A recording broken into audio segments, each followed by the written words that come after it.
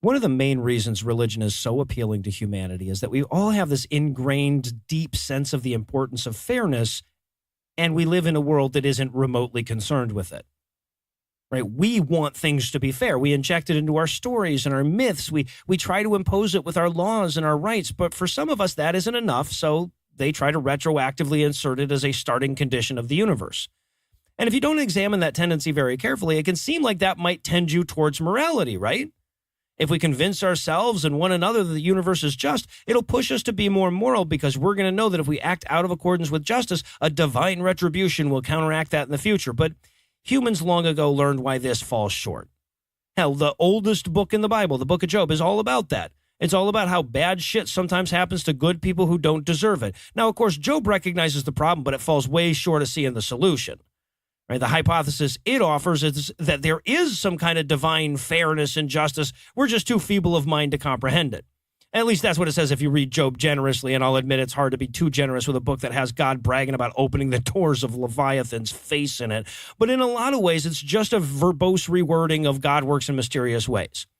Of course, the presence in their own book of a counterargument doesn't stop Christians from clinging to this belief about divine justice and fairness, just like the guy who says that God works in mysterious ways doesn't hesitate to later tell you what God would do given conditions A, B, and C, right? And so, comforted by this delusion of universal justice, they can ignore the plight of everyone but themselves.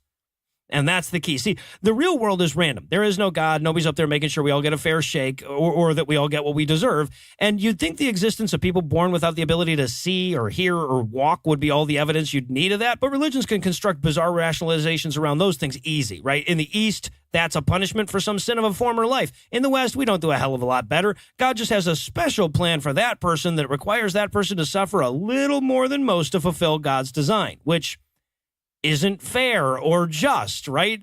The whole construct should just fall apart there. And if it was being held up by logic, it would, but it isn't, so it doesn't. And it doesn't because they don't want it to.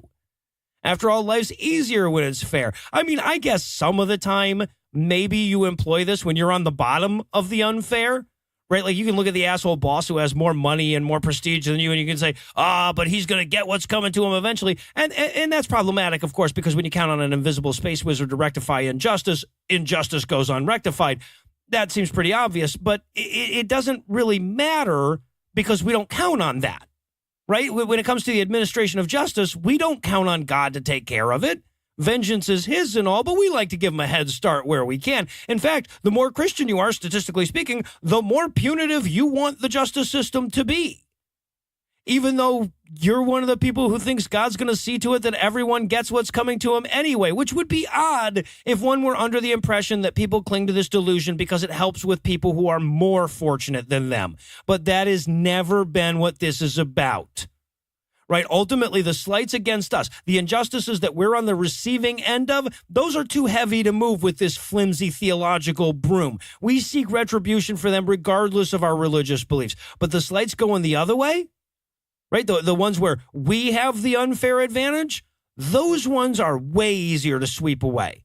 That person who has less intelligence, less education, less money, less loving family, and less physical abilities than us, sure, they got it rough now, but you know, God's got a plan. He's going to sort that out eventually. And in the meantime, I might even buy him a coffee or donate to the shelter they live in. And really, you know, that's more than I need to do because God's going to take care of it anyway.